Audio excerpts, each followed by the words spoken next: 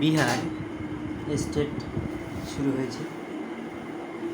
তোমরা যারা স্টেটের ফর্ম ফিল আপ করেছো তাদের জন্য আজ থেকে আমি প্রত্যেক দিন PYQ নিয়ে আলোচনা করব। আমার যদি কোথাও ভুল হয়ে থাকে তোমরা কমেন্ট বক্সে জানিও এবং আমার ভুলটি শুধরে দিও। প্রত্যেকটি প্রশ্নের মধ্যে যতগুলি অপশান রয়েছে সেই অপশানগুলি নিয়ে আমরা আলোচনা করব।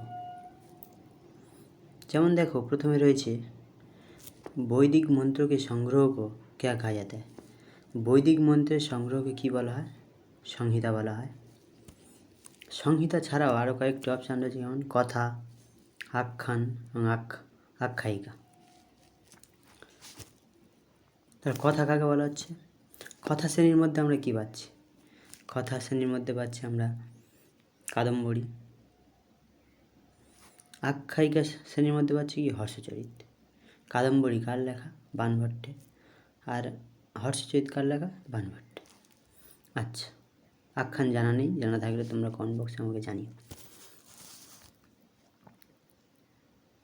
उद्गाता नामक ऋत्विक का संबंध किस वेद से है? उद्गाता नामक ऋत्विकेर सम्बन्ध कोन वेदेर संगे? তোমরা জানো উদ্গাতা সামবেদের সঙ্গে সম্বন্ধ, ঋগ্বেদের সঙ্গে হোতা, অধ্যর্য হচ্ছে যজুর্বেদের সঙ্গে, আর অথর্ববেদের সঙ্গে ব্রহ্মা।